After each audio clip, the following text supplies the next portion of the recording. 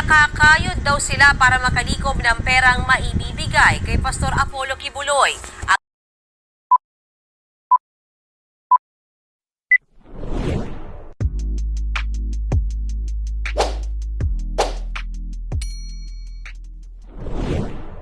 Ng Kingdom of Jesus Christ. Pinakakayod daw sila para makalikom ng perang maibibigay kay Pastor Apollo Kibuloy. Ang iba sa kanila, pinilit magpakasal at kalimutan ang pamilya. Narito ang aking report. Mas maraming perang maibibigay, mas marami ang matatanggap na blessing. Ganyan daw ang pamantayan ng pananampalatayang itinanim sa utak ng mga miyembro ng Kingdom of Jesus Christ na pinamumunuan ni Pastor Apollo Kibuloy. Isiniwalat yan ng mga tumiwalag na miyembro na humarap kanina sa pagdinig ng Senado. Kabilang si Reynita Fernandez, isang OFW sa Singapore.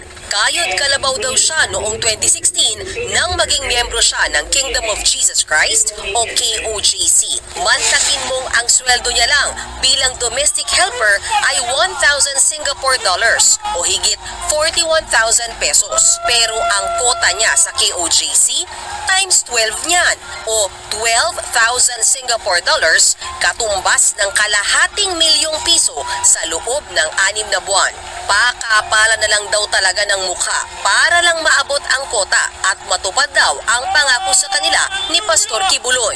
Dumating pa sa puntong pati bahay ni Fernandez na wala na sa kanya. The more tithes you will give, the more blessings you will get. So, because of that, I lost my house kasi di na ako makabayad na aking bahay ng mortgage and everything. And I owe a lot.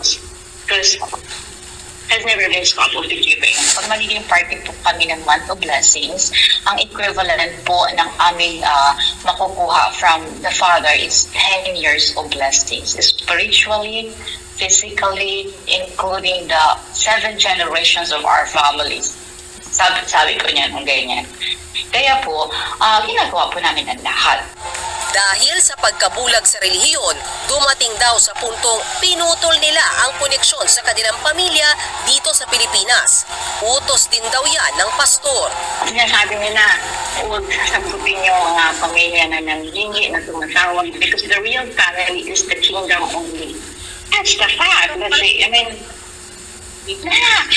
May iba dito, wala din nila sinasagot yung tawag ng family kasi wala na silang pera. They only give it all. They don't even own their time. They don't even own their themselves. Gaya ni Fernandez, meron din daw kota ang dati ring miyembro ng KOJC na tumistigo sa pagdinig na si Dindo Makiling. Nagtatrabaho siya sa Canada. Gabi-gabi raw silang nakakalikom ng 165,000 pesos mula sa mga malls at superstores para kay Kibuloy. Gagamitin daw ang pera sa Children's Joy Foundation na isang charitable organization na binuo ng pastor. Kunwaring para sa mga mahihirap na bata sa Pilipinas ang malilikom na donasyon. Pero ang totoo, para raw ito sa panggasolina ng jet ni Kibuloy.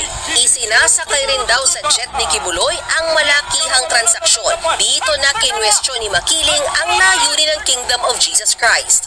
Lalo pang lumala ang duda niya nang sapilitan siyang ipakasal sa isa rin nilang miyembro para hindi mapaalis ng Canada. Nagpakasal po ako sa isang worker na mawawala na po ng visa para lang po magkaroon ng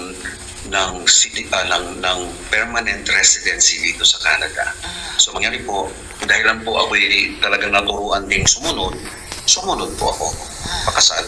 Meron pong kulang 100 na kasalan po dito sa Kingdom ni Pastor Kibuloy na puro peke.